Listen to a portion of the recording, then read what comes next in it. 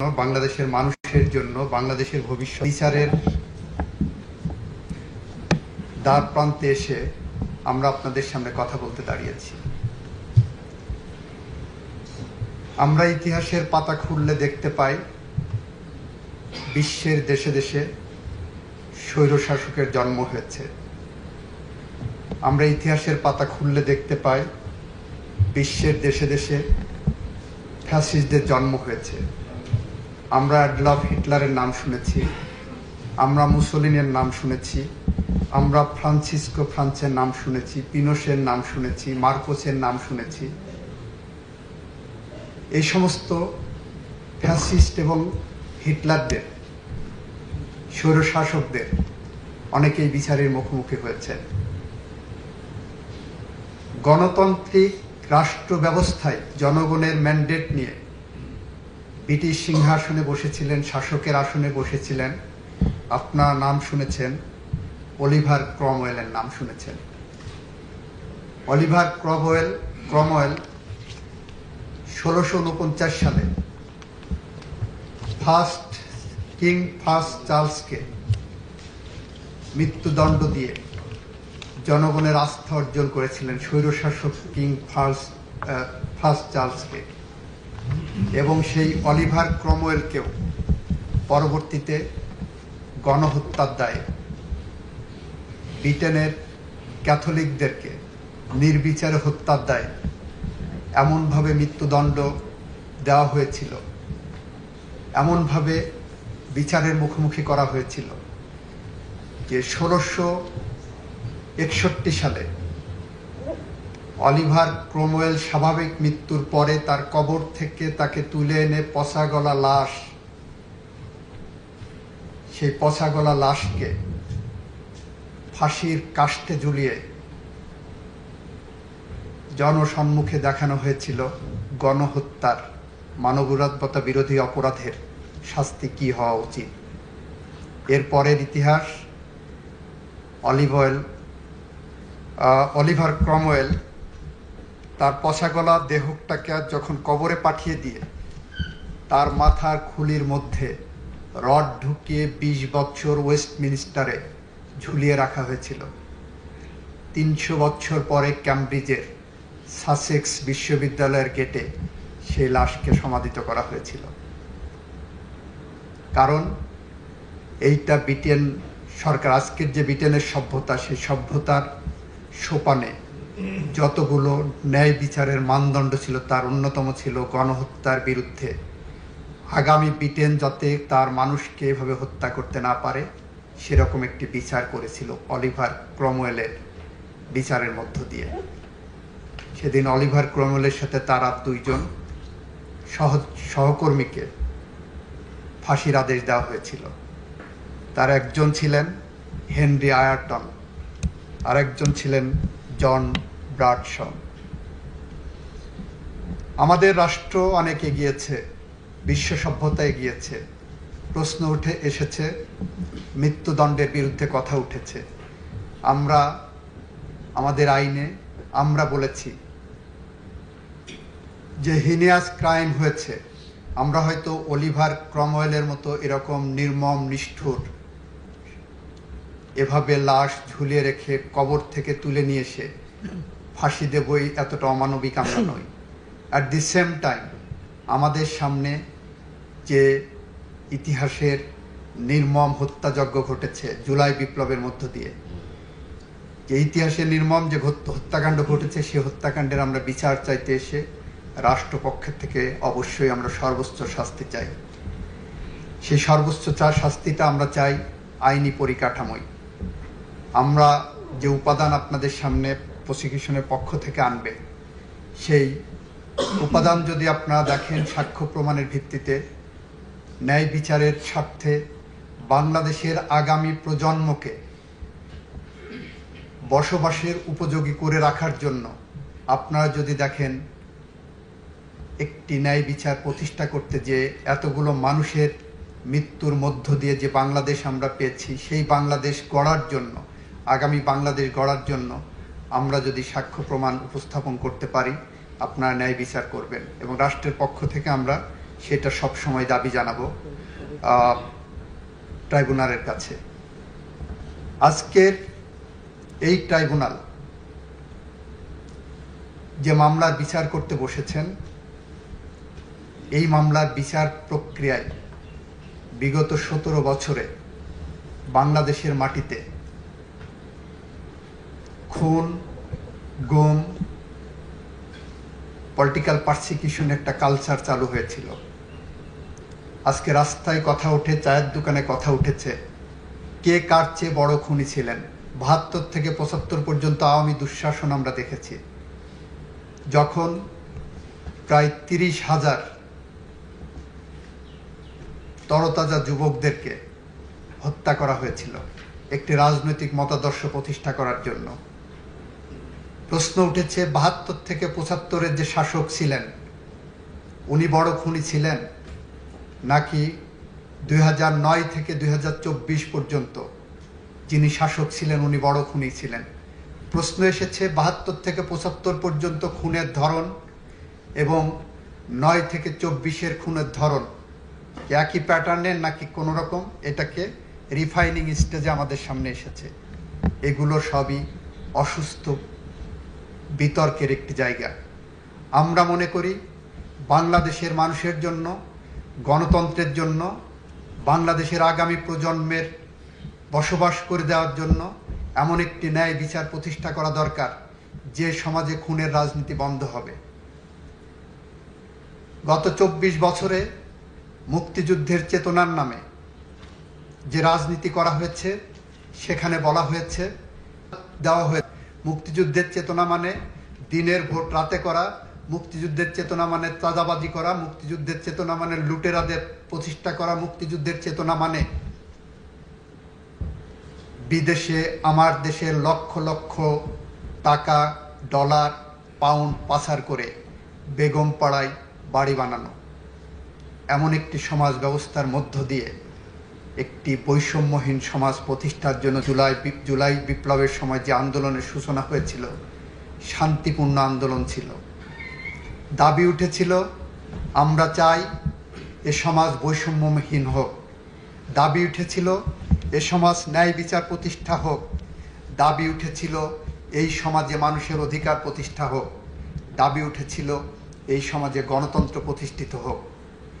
সমস্ত দাবিকে কণ্ঠরুদ্ধ করার জন্য যে নির্মমভাবে হত্যাযজ্ঞ চালানো হয়েছে, আমার দেশে 30,000-এর মতো মানুষ এখনো পঙ্গুত্ব বরণ করছে। 36 দিনে তাদেরকে গুলি করে পঙ্গু করা হয়েছে।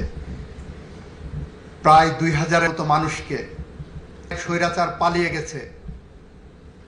আমরা বাংলাদেশে দেখেছি স্বৈরাচার পালিয়েই শুধু যাননি, তার 300 মেম্বার অফ পার্লামেন্ট পালিয়েছেন, তার ক্যাবিনেট পালিয়েছেন,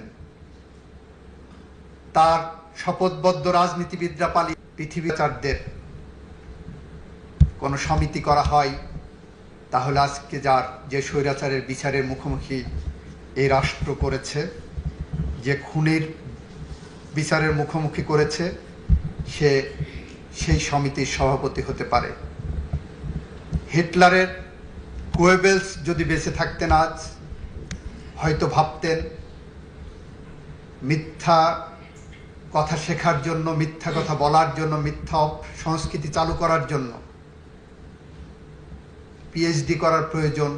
সেই পিএইচডি করতে হয়তো উনি এই স্বৈরাচারের কাছে আসতেন, এবং সেই স্বৈরাচারের নাম শেখ হাসিনা ওয়াজেদ, যিনি আজকে আপনার সামনে, আপনাদের সামনে একজন আসামি ছাড়া আর কিছুই নয়।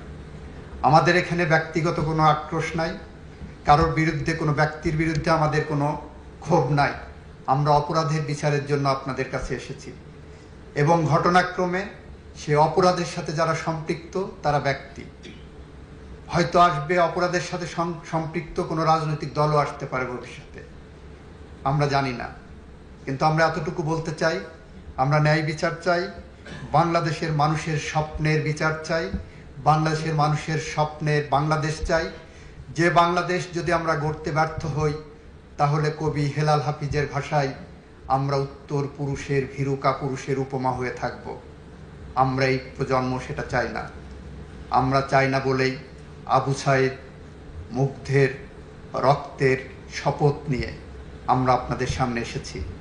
আমরা বলতে এসেছি, আবু সাইদরা যে রক্ত দিয়ে গেছে, যে বাংলাদেশ গড়ার প্রত্যয় দিয়ে গেছে, যে মশাল আমাদের হাতে দিয়ে গেছে, আমরা আমাদের জীবনের শেষ রক্তবিন্দু দিয়ে হলেও সেই মশালকে প্রজ্বলন রাখব।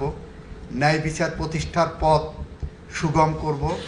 সেই প্রতিষ্ঠায় ন্যায় বিচারে আইনি কাঠামোয় আমরা সর্বোচ্চ শাস্তি চাইব। সেই শাস্তির প্রক্রিয়ায় আমরা হয়তো অলিভার ক্রমওয়েলের মতো ওরকম নির্মম নিষ্ঠুরভাবে ফাঁসি দেওয়ার পরেও 20 বছর শহরের মাঝখানে কোনো অপরাধীর মস্তিষ্ক রাখার ওই নির্মমতায় যেতে চাই না। আমরা আইনি প্রক্রিয়ার মধ্য দিয়েই এই বিচার শেষ করতে চাই। সবাইকে ধন্যবাদ। Much oblige. Thank you, Learned Attorney General, for your very momentous maiden speech.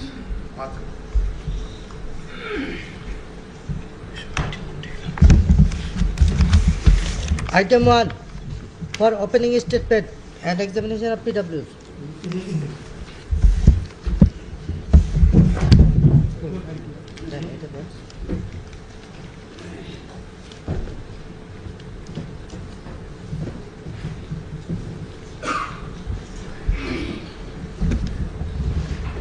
May it please this honorable tribunal. যে মামলাটি আজকে ওপেনিং স্টেটমেন্টের জন্য এবং প্রথম সাক্ষ্য গ্রহণের জন্য নির্ধারিত আছে, সেই মামলাটির তদন্ত শুরু হয়েছিল 16/10/2024 খ্রিস্টাব্দে। এই মামলার তদন্ত রিপোর্ট দাখিল হয়েছিল 12 মে 2025 খ্রিস্টাব্দে। এই মামলার অপরাধ আমলে গ্রহণ করা হয়েছিল 1/6 মানে 1 জুন 2025 খ্রিস্টাব্দে। আনুষ্ঠানিক অভিযোগ চার্জ ফ্রেম করা হয়েছিল 10/7/2025 তারিখে এবং আজকে এই মামলাটির ওপেনিং স্টেটমেন্টের জন্য আছে, যেটা ইন্টারন্যাশনাল ক্রাইমস ট্রাইব্যুনালস অ্যাক্ট 1973 এর 10D ধারা মতে আমাদের একটা আইনি বাধ্যবাধকতা এই ওপেনিং স্টেটমেন্ট এই ডিসঅনারেবল ট্রাইব্যুনালের সামনে প্লেস করার জন্য। মানে আমি আমার ওপেনিং স্টেটমেন্টটা আমি ট্রাইব্যুনালের সামনে প্লেস করছি। মাননীয় ট্রাইব্যুনাল, আমি আজ এই মর্যাদাপূর্ণ ট্রাইব্যুনালের সম্মুখে দাঁড়িয়েছি একজন চিফ প্রসিকিউটর এবং রাষ্ট্রপক্ষের প্রধান আইনজীবী হিসেবে। বাংলাদেশের জনগণের পক্ষে কথা বলার গুরু দায়িত্ব আমার প্রতি অর্পিত হয়েছে। এই দায়িত্ব আমি কেবল আইনের সীমারেখায় নয়, নৈতিকতার দায়বদ্ধতায় পরিচালিত, যেখানে আমার কর্তব্য হলো ভুক্তভোগীদের উপর সংগঠিত অপরাধের বিবরণ তুলে ধরা এবং যে মহান উদ্দেশ্যে জুলাই বিপ্লব সংগঠিত হয়েছে তা রক্ষা করা। এই দায়িত্ব পালনে আমাকে সাহায্য করেছেন একদল নিবেদিত প্রাণ প্রসিকিউটর এবং তদন্তকারীরা, এবং আমাদের শক্তি জুগিয়েছেন সেই সব ভুক্তভোগীরা এবং তাদের পরিবারবর্গ। আজ আমরা সেই সব তথ্য প্রমাণ এই মহান আদালতে তুলে ধরব, যেগুলো প্রমাণ করবে যে এই ঘটনাগুলো কোনো বিশৃঙ্খলার অন্ধকারে নয়, বরং পরিকল্পিতভাবে এবং সুনির্দিষ্ট লক্ষ্যে সংগঠিত হয়েছিল, যা আমাদের স্বপ্নগুলোকে ছিন্ন ভিন্ন করেছে, অগণিত প্রাণ কেড়ে নিয়েছে এবং এমন এক ক্ষত তৈরি করেছে যার প্রতিচ্ছবি প্রজন্মের পর প্রজন্ম ধরে দৃশ্যমান হবে। বিচার চলাকালে আমরা প্রমাণ করব যে আসামিরা তাদের কার্যকলাপের মাধ্যমে এমন ভয়াবহ অপরাধ সংগঠিত করেছে যা বিশ্ব বিবেককে নাড়া দিয়েছে। আমাদের গুরু দায়িত্ব হলো এই অপরাধের জবাবদিহিতা নিশ্চিত করা এবং আগামী প্রজন্মের জন্য ন্যায়ভিত্তিক এক নিরাপদ ভবিষ্যৎ রচনা করা। এই ট্রাইব্যুনাল বিশেষত এই বিচার প্রক্রিয়া কেবল একটি আইনি বিরোধ নিষ্পত্তির মধ্যেই সীমাবদ্ধ নয়, এটি ধারণ করছে ন্যায় বিচারের জন্য এক জাতির আকাঙ্ক্ষা, পদদলিত অধিকার পুনঃপ্রতিষ্ঠার প্রত্যাশা এবং গোটা বিশ্বকে দেখিয়ে দেওয়ার দায়িত্ব যে বাংলাদেশ আইনের শাসন প্রতিষ্ঠায় বদ্ধপরিকর। আমরা আজ এমন এক বিচারের সূচনায় দাঁড়িয়ে আছি যা অত্যন্ত গুরুতর এবং ঐতিহাসিকভাবে তাৎপর্যপূর্ণ। এটি এমন একটি মামলা যা আমাদের জাতির বিবেক ও বিশ্ব মানবতার মনে প্রজন্মের পর প্রজন্ম ধরে অনুরণিত হবে। 3 জন আসামির বিরুদ্ধে এই বিচার অতীতের হিসাব নিকাশ নয়, বরং ন্যায় বিচার, আইনের শাসন, মৌলিক মানবাধিকার সুরক্ষার প্রতি আমাদের সম্মিলিত অঙ্গীকার রক্ষার এক দৃপ্ত পদক্ষেপ। আজ এই আদালত বসেছে সাবেক স্বৈরশাসক শেখ হাসিনার শাসনামলে সংগঠিত সবচেয়ে ভয়াবহ অপরাধগুলোর বিচার করতে। কোনো ব্যক্তি যত উঁচু পদে আসীন হন না কেন কিংবা তার ছায়া যতই দীর্ঘ হোক না কেন, সে আইনের ঊর্ধ্বে নয়। আজ আমরা এই ট্রাইব্যুনালের কাছে নিবেদন করছি যেন দোষীদের সঠিক জবাবদিহিতা নিশ্চিত করা হয় এবং বিচার ব্যবস্থার প্রতি জনগণের আস্থা পুনরুদ্ধার করা হয় এবং গোটা বিশ্বকে এই বার্তা দেওয়া হয় যে অপরাধীরা যত বড়ই হোক তার জন্য বিন্দুমাত্র ছাড় থাকবে না। ইংল্যান্ড এবং ওয়েলসের সাবেক লর্ড চিফ জাস্টিস বিংহাম একবার অত্যন্ত স্পষ্টভাবে বলেছিলেন, "The rule of law is not merely a lawyer's convenience, it is the foundation of a civilized society. It means, in short, that everything must be done according to law. Nothing can be done except according to law. আসামির অনুপস্থিতিতে বিচার মানেই ন্যায় বিচার বঞ্চিত হওয়া নয়। এই ট্রাইব্যুনালের কার্যধারায় দুজন আসামির অনুপস্থিতিতে বিচার কোনোভাবেই অপরাধীর জবাবদিহিতা নিশ্চিত করার জন্য বাধা হতে পারে না এবং হবে না। আমরা ইতিমধ্যে এই একজন স্টেট ডিফেন্স লয়ার নিয়োগ দিয়েছে দুজন পলাতক আসামির জন্য। এই ট্রাইব্যুনাল দিয়েছেন। এই ট্রাইব্যুনাল আইন অনুযায়ী রায় প্রদানের পূর্ণ ক্ষমতা রাখে। দুজন আসামি আদালতের ক্ষমতার কাছে আত্মসমর্পণ না করে বারবার অনুপস্থিত আছেন। স্পষ্টভাবে বলা প্রয়োজন, আসামিদের ইচ্ছাকৃত পলায়ন কিংবা কোনো বিদেশি রাষ্ট্রের নিষ্ক্রিয়তা এই ট্রাইব্যুনালের সত্য অনুসন্ধান এবং ন্যায় বিচার নিশ্চিতের গুরু দায়িত্ব পালনকে বাধাগ্রস্ত করতে পারবে না। ন্যায় বিচারের হাত দীর্ঘ, অনুপস্থিতি বা উদাসীনতা তাকে আটকাতে পারে না। ন্যায় বিচার নিশ্চিত করার অত্যাবশ্যকীয়তা। একটি সভ্য সমাজের মূল পরিচয় হলো যে সমাজের ন্যায় বিচার থাকবে, দুষ্টের দমন এবং শিষ্টের পালনের ব্যবস্থা থাকবে। আমরা দৃঢ়ভাবে প্রতিশ্রুতিবদ্ধ যে আসামিদের অধিকার সম্পূর্ণভাবে রক্ষা করা হবে এবং এই প্রক্রিয়ার প্রতিটি ধাপ জনসাধারণের জন্য উন্মুক্ত থাকবে। এর মধ্য দিয়ে আমরা প্রমাণ করব যে বাংলাদেশের ন্যায় বিচার প্রতিষ্ঠার স্পৃহা একটি জীবন্ত অঙ্গীকার, যা প্রজন্মের পর প্রজন্ম ধরে চলমান থাকবে। এই ট্রাইব্যুনাল হোক আমাদের সম্মিলিত প্রতিজ্ঞার স্মারক। বিচারের ঐতিহাসিক গুরুত্ব। আমাদের জাতির আইন ও নৈতিকতার ইতিহাসে এই মামলা অভূতপূর্ব। এখানে অভিযোগকৃত অপরাধগুলো কোনো দূর অতীতের যুদ্ধের বিশৃঙ্খলায় বা সমাজের আইনহীন বিশৃঙ্খল প্রান্তরে ঘটেনি, বরং ঘটেছে আমাদের গণতন্ত্রের কেন্দ্রস্থলে, জনসমাগমে এবং জনপথগুলোতে, যেখানে জাতির তরুণেরা আশা, বিবেক ও ন্যায়সঙ্গত ও অন্তর্ভুক্তিমূলক ভবিষ্যতের দাবিতে সমবেত হয়েছিল। তাদের শান্তিপূর্ণ পরিবর্তনের আহ্বানকে সংলাপ বা ন্যায়পরায়ণতা দিয়ে কিংবা সংস্কার দিয়ে নয়, বরং বর্বরতা এবং দমন পীড়নের মাধ্যমে জবাব দেওয়া হয়েছিল। আওয়ামী লীগ শাসনের ঐতিহাসিক প্রেক্ষাপট। এই বিচারের প্রক্রিয়ার গুরুত্ব সম্পূর্ণভাবে বুঝতে হলে 2024 সালের জুলাই এবং আগস্ট মাসে সংঘটিত ঘটনাবলীকে বাংলাদেশের সাম্প্রতিক রাজনৈতিক ইতিহাসের বৃহত্তর প্রেক্ষাপটে দেখতে হবে। দীর্ঘদিন ধরে জাতীয় রাজনীতিতে প্রভাবশালী শক্তি হিসেবে আওয়ামী লীগ গণতান্ত্রিক পুনর্জাগরণ এবং উন্নয়নের মিথ্যা বাতাবরণ তৈরি করে পরপর কয়েক মেয়াদে তাদের শাসন ক্রমশ একদলীয় দুঃশাসন, মৌলিক মানবাধিকার হরণ, ভিন্নমত দমনের নিষ্ঠুর পন্থায় মানবতা বিরোধী অপরাধ সংগঠন করে গেছে। 2010-এর দশকের প্রথম দিকে দলটি ক্ষমতাসীন হওয়ার পর ইচ্ছেমতো সাংবিধানিক এবং আইনি পরিবর্তন আনয়নের মাধ্যমে ধীরে ধীরে সমস্ত ক্ষমতা প্রধানমন্ত্রীর কাছে কেন্দ্রীভূত করে। বিচার বিভাগ, আইন শৃঙ্খলা বাহিনী এবং গণমাধ্যমসমূহ গুরুত্বপূর্ণ রাষ্ট্রীয় প্রতিষ্ঠানগুলোকে সরাসরি নিয়োগ, বিধিনিষেধ এবং বাক স্বাধীনতা হ্রাসকারী আইনের মাধ্যমে সরকারের কঠোর নিয়ন্ত্রণে আনা হয়।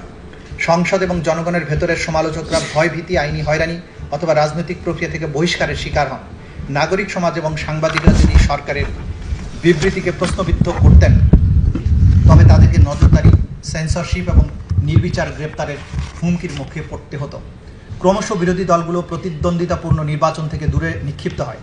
নিবর্তনমূলক আইন এবং রাজনৈতিক কর্মকাণ্ড দমনে রাষ্ট্রযন্ত্রের আচরণের কারণে বিরোধী রাজনৈতিক দলগুলো কোণঠাসা হয়ে পড়ে। অংশগ্রহণমূলক গণতন্ত্রের পরিবর্তে তোষামোদী এবং ভয়ের সংস্কৃতি, জনগণের নিয়মতান্ত্রিক প্রতিবাদ এবং অনানুপাতিক শক্তি প্রয়োগের মাধ্যমে দমন করা হতো। এভাবে একসময় বহুমুখিতা এবং মুক্ত আলোচনার পরিবেশ ধীরে ধীরে সংকীর্ণ এবং স্তব্ধ হয়ে যায়। 2024 সালের মধ্যে এই পরিস্থিতি বিশেষত দেশের যুব ছাত্র সমাজের মধ্যে তীব্র হতাশার জন্ম দেয়, যারা ঐতিহ্যগতভাবে বাংলাদেশের গণতান্ত্রিক চেতনার মশাল বাহক। অধিকতর স্বচ্ছতা, একাডেমিক স্বাধীনতা, শান্তিপূর্ণ প্রতিবাদের অধিকারের দাবিতে তাদের আন্দোলন ধীরে ধীরে গতি পায় এবং শেষ পর্যন্ত জুলাই এবং আগস্ট মাসের গণবিক্ষোভ একটি অবিস্মরণীয় বিপ্লবে রূপান্তরিত হয়ে স্বৈরশাসককে দেশ থেকে পালাতে বাধ্য করে। মহাকাব্যিক এই বিপ্লবের মাধ্যমে বাংলাদেশে পুনরায় একটি ন্যায়ভিত্তিক, সমৃদ্ধি ও স্বপ্নে পরিপূর্ণ রাষ্ট্র গঠনের সুযোগ সৃষ্টি হয়েছে। আসামিদের বিরুদ্ধে আনীত অভিযোগসমূহ। এই মামলায় 3 জন আসামি, শেখ হাসিনা, আসাদুজ্জামান খান কামাল এবং চৌধুরী আবদুল্লাহ মামুন। প্রসিকিউশনের মামলার মূল ভিত্তি হল প্রত্যক্ষ প্রমাণের অপ্রতিরোধ্য শক্তি, সাবেক প্রধানমন্ত্রীর নিজের বক্তব্য, রেকর্ডকৃত অডিও এবং বিভিন্ন স্পষ্ট দিক নির্দেশনা যা তিনি ওই সংকটকালীন দিনগুলোতে দিয়েছেন। এগুলো কোনো পরোক্ষ প্রমাণ নয়, বরং অকাট্য এবং প্রত্যক্ষ প্রমাণ, যা সরকারের সর্বোচ্চ পর্যায়ে উদ্দেশ্য ও পরিকল্পনার এক বিরল এবং গোপন জানালা উন্মোচন করে। প্রসিকিউশন মনে করে এই সব নথি এবং অডিও প্রমাণ সাবেক প্রধানমন্ত্রীর কার্যালয় থেকে প্রদত্ত বক্তব্য, নির্দেশনা এবং যোগাযোগ মামলাটিকে শক্ত ভিত্তি দেবে এবং আসামিদের কমান্ড রেসপন্সিবিলিটি অকাট্যভাবে প্রমাণ করবে। শেখ হাসিনার একটি নির্দেশের ভাষা ছিল এরকম। শেখ হাসিনা বলছেন, দরকার নাই, ওটা দরকার নাই, আমি সেনা প্রধানের সাথে কথা বলেছি, ওরা রেডি থাকবে, ঠিক আছে। এখন তো আমরা অন্য করতেছি, ড্রোন দিয়ে ছবি নিচ্ছি এবং হেলিকপ্টার দিয়ে হচ্ছে, মানে কয়েক জায়গায় অপর প্রান্ত থেকে তাপস বলছেন, তাহলে ওই কিছু ছবি দেখে পাকড়াও করা যায় না রাতের মধ্যে? শেখ হাসিনা, সবগুলোকে অ্যারেস্ট করেছি বলেছি রাত্রে। তাপস, হ্যাঁ পাকড়াও করলে ওদেরকে। শেখ হাসিনা, না ওটা বলা হয়ে গেছে, ওটা নিয়ে র্যাব, ডিজিএফআই, এনএসআই সবাইকে বলা হয়েছে যে যেখান থেকে যে কয়টা পারবা ধইরা ফেলো। তাপস, জি। শেখ হাসিনা, ওটা বলা আছে, আর যেখানে গ্যাদারিং দেখবে সেখানে এখন উপর থেকে করাচ্ছি, অলরেডি শুরু হয়েছে কয়েক জায়গায়। তাপস, জি। শেখ হাসিনা, হয়ে গেছে। তাপস, জি জি, মোহাম্মদপুর থানার দিকে মনে হয় ওরা যাচ্ছে, একটা আমাকে স্বরাষ্ট্রমন্ত্রী বলল। শেখ হাসিনা, মোহাম্মদপুর থানার দিকে? তাপস, হ্যাঁ। শেখ হাসিনা, ওখানে পাঠিয়ে দিক র্যাবরে। তাপস, জি, তাহলে আপনার নির্দেশনা লাগবে। উনি এখনও হ্যাঁ। শেখ হাসিনা, আমার নির্দেশনা দেওয়া আছে, ওপেন নির্দেশনা দিয়ে দিছি, এখন লিথাল ওয়েপন ব্যবহার করবে, যেখানে পাবে সোজাগুলি করবে।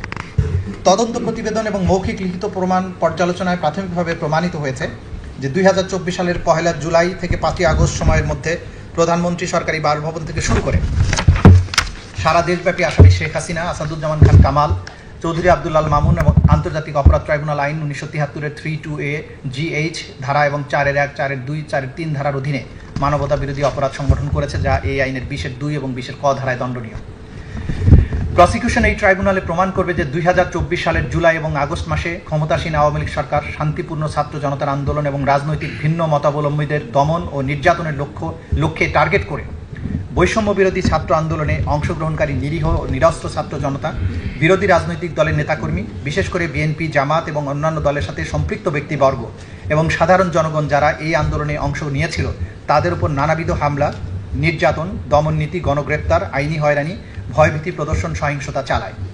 আন্দোলনের সমর্থক চিকিৎসক, আইনজীবী, সাংবাদিক, মানবাধিকার কর্মী, শিক্ষাবিদ, অনলাইন সমালোচক, সাধারণ নাগরিকরা এই দমন, পীড়ন এবং গ্রেপ্তার ও হয়রানির শিকার হন। আওয়ামী লীগ শাসনামলে রাষ্ট্রীয় নিরাপত্তা ও গোয়েন্দা সংস্থার সহযোগিতায় একটি সমন্বিত প্রাতিষ্ঠানিক দমননীতি গড়ে তোলা হয়। সেনাবাহিনীর গোয়েন্দা অধিদপ্তর DGFI, জাতীয় নিরাপত্তা গোয়েন্দা সংস্থা NSI, counter terrorism and transnational crime CTTC, special branch SB এবং পুলিশের গোয়েন্দারা অত্যাধুনিক তথ্য প্রযুক্তি ব্যবহার করে নিয়মিত নজরদারি চালাত। বিরোধী মত ও প্রতিবাদ দমন করার কৌশলের হয়ে তারা একটি বিশেষ নজরদারি সংস্থা national telecommunication and monitoring centre NTMC গঠন করে। প্রথমে র্যাবের গোয়েন্দা ইউনিট এবং DGFI এই কার্যক্রম পরিচালনা করত, তখন এর নাম ছিল ন্যাশনাল মনিটরিং সেন্টার। বাইরে থেকে এই প্রতিষ্ঠান অপরাধ শনাক্তের জন্য বৈধ নজরদারি চালায় বলে দাবি করলেও গোপনে এটি ব্যবহার করা হতো বিরোধী রাজনৈতিক নেতৃবৃন্দ, ভিন্ন মতাবলম্বী এবং সরকারের অবৈধ কর্মকাণ্ড প্রকাশকারী ব্যক্তিদের উপর নজরদারির জন্য। বিশেষত জুলাই আগস্টের গণ অভ্যুত্থানের সময় ড্রোন, ফোনে আড়ি পাতা, লোকেশন ট্র্যাকিং প্রযুক্তি ব্যবহার করে প্রতিবাদকারীদের শনাক্ত করা হয়, দমনমূলক ব্যবস্থা নেওয়া হয়। পাশাপাশি আওয়ামী লীগ ও তার সহযোগী সংগঠন ছাত্রলীগ, যুবলীগ স্থানীয় পর্যায়ে সশস্ত্র ক্যাডার নিয়োগ করে আন্দোলনকারীদের চিহ্নিত করে। এসব গোয়েন্দা তথ্যের ভিত্তিতে আইনশৃঙ্খলা বাহিনী, বিশেষ করে পুলিশ ও র্যাব, দমন অভিযান, গ্রেপ্তার, সহিংস হামলা চালায়। এইসব কর্মসূচি সরাসরি তৎকালীন ফ্যাসিবাদী প্রধানমন্ত্রী শেখ হাসিনার সরাসরি নির্দেশ এবং তখনকার সড়ক পরিবহন ও সেতু মন্ত্রী ওবায়দুল কাদের, স্বরাষ্ট্রমন্ত্রী আসাদুজ্জামান খান কামাল, তৎকালীন আইজিপি চৌধুরী আব্দুল মামুন এবং অন্যান্য রাজনৈতিক নেতা, প্রশাসনিক কর্মকর্তা, তাদের অধীনস্থ কর্মকর্তা এবং নিরাপত্তা বাহিনীর মাধ্যমে কার্যকর করা হয়। তৎকালীন আওয়ামী লীগ সরকার রাষ্ট্রযন্ত্রের পূর্ণ শক্তি ব্যবহার করে শান্তিপূর্ণ আন্দোলনের বিরুদ্ধে নজিরবিহীন দমন অভিযান চালায়। Police, RAB, APBN, answer, BGB এবং সীমিতভাবে সশস্ত্র বাহিনীর সদস্যরা বিরোধীদের দমন করতে নিয়োগ দেওয়া হয়। এর পাশাপাশি DGFI, NSI, SB, CTTC গোয়েন্দা শাখা, SWAT ইউনিটকে সাধারণ মানুষের বিরুদ্ধে ব্যাপক সহিংসতা সংঘটিত করার জন্য মোতায়েন করা হয়। আওয়ামী লীগের সহযোগী সংগঠন, বিশেষত ছাত্রলীগ ও যুবলীগের সশস্ত্র ক্যাডাররা এই দমন অভিযানে সক্রিয়ভাবে অংশ নেয়, যা সহিংসতা ও রাষ্ট্রীয় সন্ত্রাস আরও তীব্র করে তোলে। 2024 সালের 1 জুলাই থেকে 15 আগস্ট পর্যন্ত সময়ে রাষ্ট্রীয় নিরাপত্তা বাহিনী এবং শাসক দলের সশস্ত্র ক্যাডারদের হাতে 15 আগস্ট, 5 আগস্ট হবে, শাসক দলের সশস্ত্র ক্যাডারদের হাতে আনুমানিক 1400-এর বেশি মানুষ নিহত হয়। নিহতদের মধ্যে প্রায় 12 থেকে 13% ছিল শিশু। নিরাপত্তা বাহিনী নির্বিচার মারাত্মক ও কম মারাত্মক উভয় ধরনের অস্ত্র ব্যবহার করে। সামরিক মানের রাইফেল, শটগান, গুলি, রাবার বুলেট, টিয়ার গ্যাস, কিছু কিছু এলাকায় হেলিকপ্টার থেকে গুলি চালানো এবং নিরস্ত্র আন্দোলনকারীদের সরাসরি হত্যা করার রিপোর্ট পাওয়া যায়। হাজারো আন্দোলনকারী পথচারী সংগঠকদের বিনা পরোয়ানায় গ্রেপ্তার করা হয়, যাদের মধ্যে শিশু, নারী ও স্বাস্থ্যকর্মীরাও ছিল। শুধু 17 জুলাই থেকে 29 জুলাইয়ের মধ্যে 10,000-এর বেশি গ্রেপ্তারের রিপোর্ট পাওয়া গেছে। গণহারে আটক ব্যক্তিদের উপর এই নির্যাতন, যৌন সহিংসতার অভিযোগ ব্যাপকভাবে পাওয়া গেছে। DGFI ডিবি সহ গোয়েন্দা সংস্থাগুলো ছাত্রনেতাদের গুম করার সঙ্গে জড়িত ছিল বলে অভিযোগ রয়েছে। আহত আন্দোলনকারীদের হাসপাতাল থেকে জোরপূর্বক আটক করা হয়, চিকিৎসকদের ভয়ভীতি দেখানো হয়, সিসিটিভি ফুটেজ জব্দ করে চিকিৎসা কার্যক্রম ব্যাহত করা হয়। নারী আন্দোলনকারীদের ধর্ষণের হুমকি, শারীরিক নিপীড়ন, সামাজিক হেনস্থার শিকার হতে হয়। এই ঘটনাগুলোর সঠিক তদন্ত শুরু করার পরিবর্তে সরকার নিরাপত্তা বাহিনীকে দায়মুক্তি দেয়। মানবাধিকার সংস্থা হিউম্যান রাইটস ওয়াচ অন্যান্য সংস্থার পর্যবেক্ষণ অনুযায়ী আওয়ামী লীগ সরকার, আইন শৃঙ্খলা বাহিনী এবং তাদের সহযোগী সংগঠন কর্তৃক পরিচালিত এই সমন্বিত দমন অভিযান আন্তর্জাতিক মানবাধিকার আইনের সুস্পষ্ট লঙ্ঘন এবং মানবতা বিরোধী অপরাধের শামিল। প্রসিকিউশন শুরুতেই এটা স্পষ্ট করেছে যে এই মামলার পূর্ববর্তী সরকারের পুরো মেয়াদের সব অপরাধকে অন্তর্ভুক্ত করা হয়নি, বরং এখানে লক্ষ্য স্থির করা হয়েছে গত গ্রীষ্মে সংগঠিত ভয়াবহ ঘটনাবলীর উপর, যখন রাষ্ট্রীয় দমন পীড়নের ঢেউ অন্তত 1400 শান্তিপূর্ণ ছাত্র আন্দোলনকারী জীবন কেড়ে নেয়। এই বিচার প্রক্রিয়ার লক্ষ্য এবং সীমারেখা সুস্পষ্ট। আমরা জুলাই অগাস্ট 2024 সালের গণ অভ্যুত্থানের সেই সব ভুক্তভোগীদের জন্য ন্যায় বিচার চাই যাদের জীবন ও স্বপ্ন এই সহিংসতার কারণে নির্মমভাবে ধ্বংস হয়ে গেছে। প্রসিকিউশন 11টি প্রতীকী ঘটনার উপর তার মামলা কেন্দ্রীভূত করবে, যেগুলো অত্যন্ত নিখুঁতভাবে বাছাই করা হয়েছে, যাতে আন্তর্জাতিক আইনে স্বীকৃত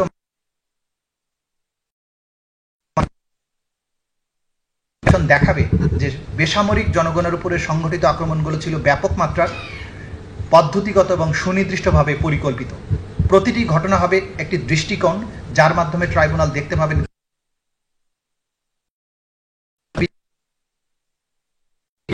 রাষ্ট্রীয় সমস্ত প্রতিষ্ঠানগুলোকে ব্যবহার করে সুপরিকল্পিতভাবে এবং ব্যাপক মাত্রায় সংগঠন করা হয়েছে। এই 11টি ঘটনার বিস্তারিত বিশ্লেষণের মাধ্যমে প্রসিকিউশন সন্দেহাতীতভাবে প্রমাণ করবে যে ব্যাপক বা পদ্ধতিগত আক্রমণ, যা রাষ্ট্রীয় নীতির অংশ হিসাবে বেসামরিক জনগণকে লক্ষ্যবস্তু করে চালানো হয়েছিল, তা মানবতা বিরোধী অপরাধের সমস্ত শর্ত পূরণ করেছে। আমরা দেখাবো যে দমনমূলক ব্যবস্থাগুলো ইচ্ছাকৃতভাবে পরিকল্পিত এবং ব্যাপক মাত্রায় সংগঠিত হয়েছিল এবং অভিযুক্তদের দায় নিয়ে কোনো সন্দেহের অবকাশ নেই এবং থাকবে না। শান্তিপূর্ণ ছাত্র আন্দোলনকারীদের বিরুদ্ধে বর্বরতা স্পষ্টভাবে বলা প্রয়োজন। এই প্রসিকিউশনের মামলা কোনো বিমূর্ত আইনের নীতি নয়, বরং তরুণীদের জীবনে ঘটে যাওয়া জীবন্ত বাস্তবতা। এদেশের ছাত্র তরুণেরা স্বপ্ন, আশা, আদর্শবাদ এবং ভবিষ্যৎ গড়ার অবিচল বিশ্বাসে অনুপ্রাণিত ছিল। তাদের মৌলিক অধিকার, সমাবেশ ও মত প্রকাশের স্বাধীনতার চর্চা করছিল এবং তারা রাষ্ট্রীয় বাহিনীর লক্ষ্যবস্তুতে পরিণত হয়েছিল, যা শেখ হাসিনার প্রত্যক্ষ নির্দেশে পরিচালিত হয়েছিল।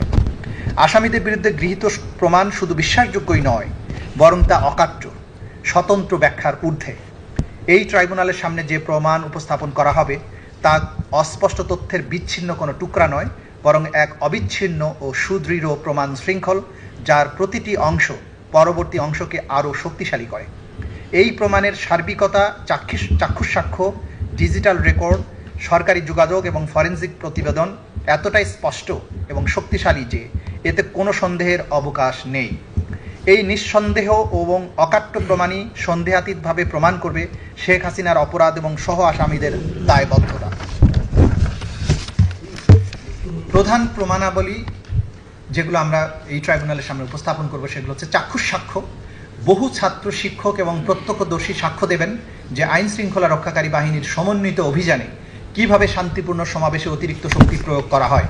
তাদের বর্ণনায় স্পষ্টভাবে দেখা যাবে যে লাইভ গুলি, টিয়ার গ্যাস, শারীরিক নির্যাতনের মাধ্যমে দমনপীড়ন চালানো হয়েছে এবং এই কর্মকাণ্ডের নির্দেশ উচ্চ পর্যায় থেকে এসেছে। সরকারি যোগাযোগ, প্রধানমন্ত্রীর কার্যালয় ও মন্ত্রিসভার বৈঠক থেকে প্রেরিত নির্দেশনাবলী, যা ডিজিটাল ফরেনসিকের মাধ্যমে প্রমাণিত হয়েছে, সেগুলো উপস্থাপন করা হবে।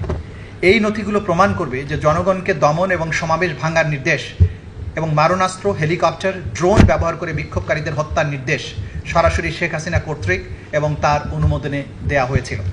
ডিজিটাল প্রমাণ, ক্যামেরা, মোবাইল ফোন, সিসিটিভিতে ধারণ করা ভিডিও, ছবি প্রমাণ করবে যে নিরস্ত্র ও শান্তিপূর্ণ আন্দোলনকারীদের উপর কীভাবে আইন শৃঙ্খলা বাহিনীর প্রাণঘাতী অস্ত্র শক্তি ব্যবহার করেছে। মেটাডেটা এবং টাইম স্ট্যাম্প ঘটনাক্রম প্রমাণ করবে কোন বাহিনী কবে, কোথায়, কিভাবে অপরাধ সংগঠন করেছে।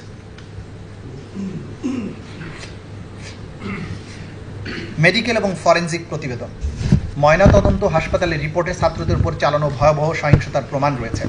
ক্ষত এবং আঘাতের ধরন নির্দেশ করে এগুলো রাষ্ট্রীয় বাহিনীর কার্যকলাপের সঙ্গে সরাসরি সম্পর্কযুক্ত।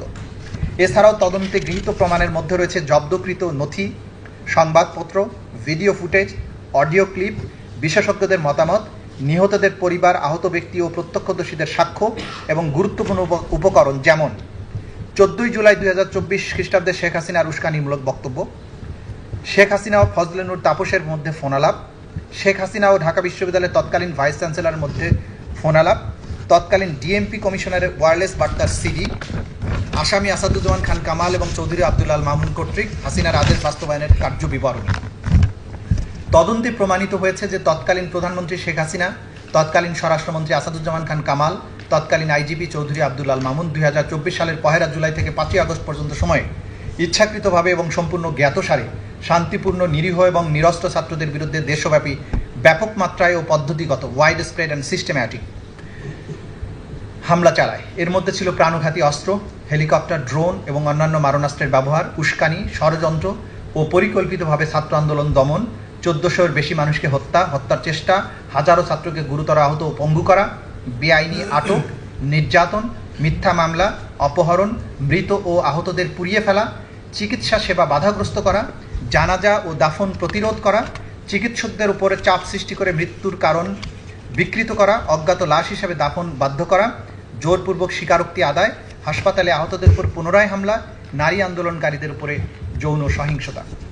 আসামিদের দায়বদ্ধতা। তৎকালীন সময়ে আসামি শেখ হাসিনা ছিলেন বাংলাদেশের প্রধানমন্ত্রী, নির্বাহী বিভাগের প্রধান, আওয়ামী লীগের সভাপতি এবং 14 দলীয় জোটের নেত্রী। ফলে সমস্ত ক্ষমতা ও কর্তৃত্বের কেন্দ্রবিন্দুতে ছিলেন তিনি। একনায়কতান্ত্রিক শাসক হিসেবে তিনি এককভাবে সব গুরুত্বপূর্ণ সিদ্ধান্ত নিতেন। তার অধীনস্থ কর্মকর্তারা রাজনৈতিক ও প্রশাসনিকভাবে তার নির্দেশ বাস্তবায়নে সর্বদা আগ্রহী ছিলেন। জুলাই আন্দোলনের সময় সংগঠিত মানবতা বিরোধী অপরাধগুলোর একমাত্র উদ্দেশ্য ছিল শেখ হাসিনার ক্ষমতা ধরে রাখা। তিনি ছিলেন এই সমস্ত অপরাধের কেন্দ্রবিন্দু বা নিউক্লিয়াস। অন্যান্য আসামিরা তার অধীনে থেকে বুঝতেন যে শেখ হাসিনার ক্ষমতায় থাকার উপরই তাদের নিরাপত্তা এবং পুরস্কার নির্ভর করছে। আসামি আসাদুজ্জামান খান কামাল স্বরাষ্ট্রমন্ত্রী হিসাবে ছিলেন আওয়ামী লীগের একজন সিনিয়র নেতা এবং নীতি নির্ধারক এবং কথিত গ্যাং অফ 4 এর সদস্য। আন্দোলন দমনের সমস্ত সিদ্ধান্ত তার ধানমন্ডির বাসভবনে অনুষ্ঠিত কোর কমিটি থেকে নেওয়া হতো। তিনি দেশের আইনশৃঙ্খলা রক্ষাকারী বাহিনীর পূর্ণ নিয়ন্ত্রণে ছিলেন। আসামি চৌধুরী আব্দুল আল মামুন তৎকালীন আইজিপি, স্বরাষ্ট্রমন্ত্রীর একনিষ্ঠ সহযোগী হিসাবে আইনশৃঙ্খলা বাহিনীর প্রত্যক্ষ নিয়ন্ত্রক ছিলেন। তিনি আসাদুজ্জামান খান কামাল নিজেরা উপস্থিত থেকে নিরস্ত্র ছাত্র সাধারণ মানুষের উপরে নির্বিচার গুলি চালানোর নির্দেশ বাস্তবায়ন করা হচ্ছে কিনা তা তদারকি করতেন। 27 জুলাই 2024 তারিখে যাত্রাবাড়ি থানার সামনে আইনশৃঙ্খলা বাহিনীর গুলিবর্ষণের ভিডিও ডিএমপির তৎকালীন ডেপুটি কমিশনার ওয়ারি জোন ইকবাল স্বরাষ্ট্রমন্ত্রী আসাদুজ্জামান খান কামাল এবং চৌধুরী আব্দুল আল মামুনকে দেখান, যা পরে স্বরাষ্ট্র সচিব জাহাঙ্গীর আলমকেও দেখানো হয়। প্রধানমন্ত্রী শেখ হাসিনা, স্বরাষ্ট্রমন্ত্রী আসাদুজ্জামান খান কামাল, আইজিপি আব্দুল্লাহ আল মামুন এই তিনজনই সর্বোচ্চ কর্তৃত্বের আসনে থেকে যৌথ অপরাধমূলক পরিকল্পনা, জয়েন্ট ক্রিমিনাল এন্টারপ্রাইজ এবং কমান্ড রেসপন্সিবিলিটির মাধ্যমে তাদের অধীনস্থ বাহিনী এবং দলের সশস্ত্র ক্যাডারদের নিয়ে দেশব্যাপী প্রাণঘাতী হামলার নির্দেশ দেন। এর ফলেই 1400-এর বেশি নিরপরাধ ও নিরস্ত্র ছাত্র আন্দোলনকারী নিহত হয়। তদন্তে গৃহীত প্রমাণের ভিত্তিতে এই তিনজনের কার্যকলাপ স্পষ্টভাবে দেখায় যে তারা আন্তর্জাতিক অপরাধ ট্রাইব্যুনাল আইন 1973-এর 4-এর 2, 4-এর 3 ধারায় অনুযায়ী দায়বদ্ধ, কারণ তারা 3-এর 2 ধারার অধীনে সংগঠিত অপরাধের জন্য সর্বোচ্চ কমান্ড রেসপন্সিবিলিটি বহন করেন। ন্যায় বিচার ও জবাবদিহিতার পরীক্ষা। এই মামলার মূল প্রতিপাদ্য আইনের শাসনের সেই মূলনীতি যে কারো পদমর্যাদা বা পূর্বের অবস্থান যাই হোক না কেন, কেউই আইনের ঊর্ধ্বে নয়। শেখ হাসিনা একসময় দোর্দণ্ড প্রতাপের অধিকারী ছিলেন, কিন্তু তিনি আজ বিচারের কাঠগড়ায়। এটি একটি শক্ত বার্তা দেয় যে জবাবদিহিতা কোনো স্বেচ্ছাধীন বিষয় নয় এবং দায় মুক্তি কোনোভাবেই সহ্য করা হবে না। এই মামলা আমাদের জাতির আইন ও নৈতিকতার ইতিহাসে নজিরবিহীন।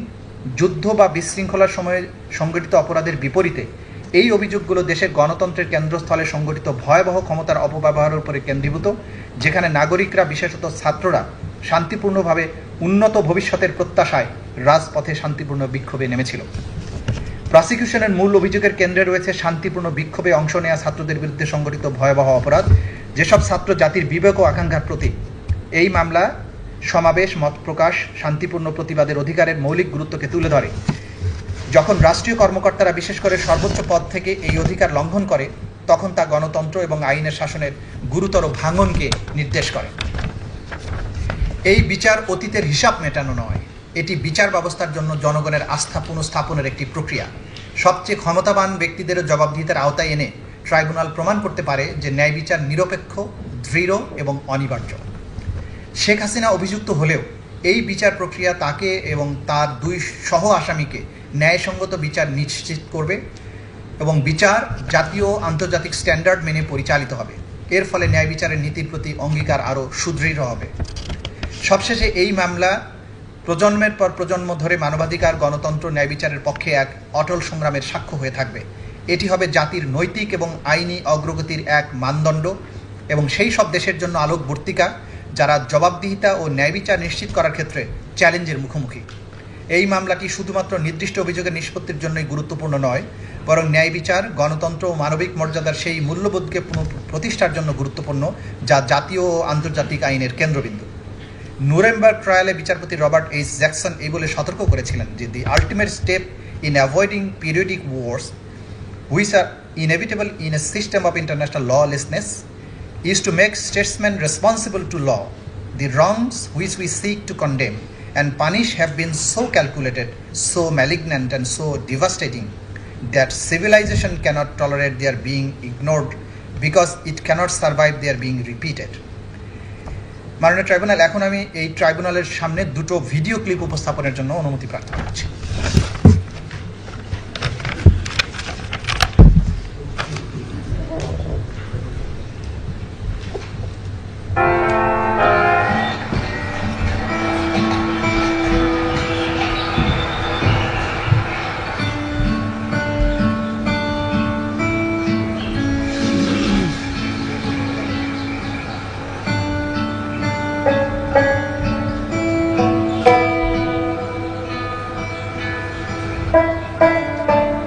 আবু সাঈদের প্রসারিত দুই হাত যেন এক অলঙ্ঘনীয় পর্বত। কোন বর্গীর স্বার্থ নেই যেটা অতিক্রম করে বাংলাদেশের মানুষকে স্পর্শ করতে পারে।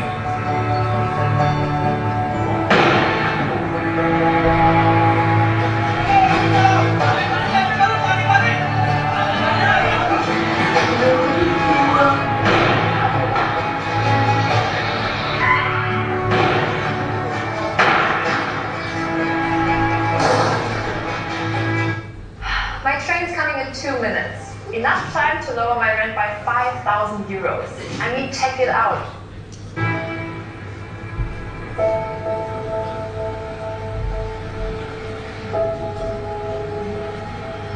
19 জুনের পর থেকে বাবা প্রতিদিনই রাস্তার আশেপাশে হাঁটাহাঁটি করেন।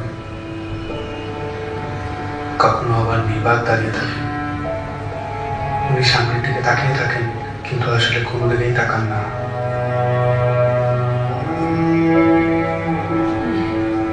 যেসব রাস্তা দিয়ে ওনার ছেলে হাঁটতো, ওইসব রাস্তায় উনি দাঁড়ালে উনি ওনার ছেলের রূপ পান। আমার ছেলে মৃত্যু অবস্থায় তখন দাবার যেটা নিয়ে যাবে, এর আগে তো দেখছি যে হাসতেছে, সে হাসতেছে, হাসি মুখ অবস্থা। ইভেন্টের কাজ করতো, শুধু বাপের কিভাবে একটু সাহায্য করে, কোনো আজে বাজে আড্ডাতে ছিল না। ওই সারাদিন শুধু কলেজ থেকে আসে ও একটুখানি বিকেল বেলা একটু বন্ধু বান্ধব নিয়ে ক্রিকেট খেলতো, ক্রিকেটের পাগল।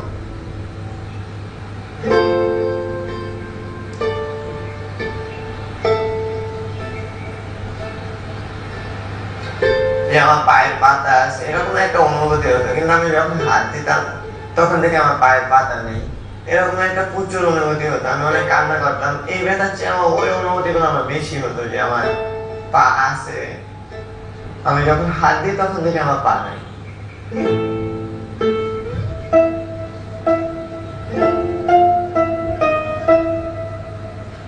এই হসপিটালে আমি অল্প কিছুদিন হলো আসলাম।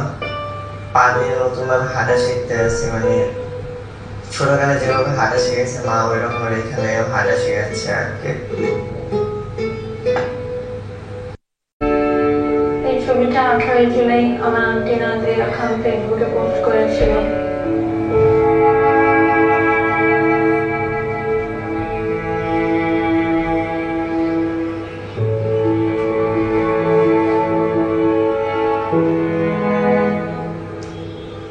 আজ কতদিন হলে আমার ছেলে আমার মা, আমার মা ওখানে আমার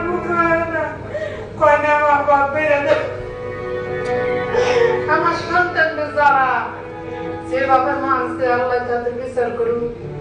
আমি সরকারের কাছে বিচার চাই, জনগণের কাছে বিচার চাই।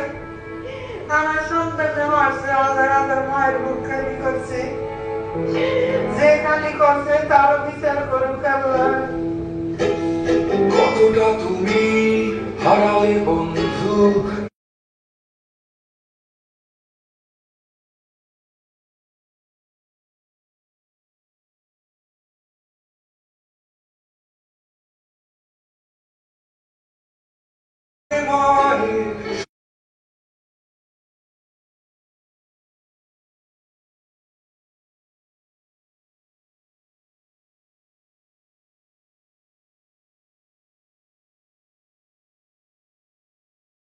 দেখো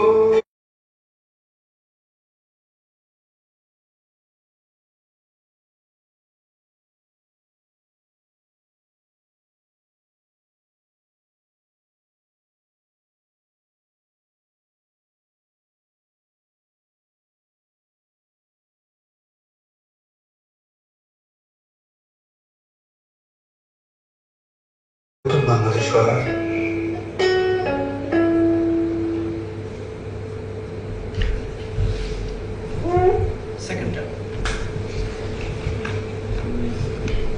মানে আমরা দ্বিতীয় যে ভিডিওটা দেখাবো সেটা হচ্ছে আমাদের প্রথম সাক্ষী, তিনি যখন গুলি খেয়ে পড়ে যান সেই সময়ের দৃশ্যটা।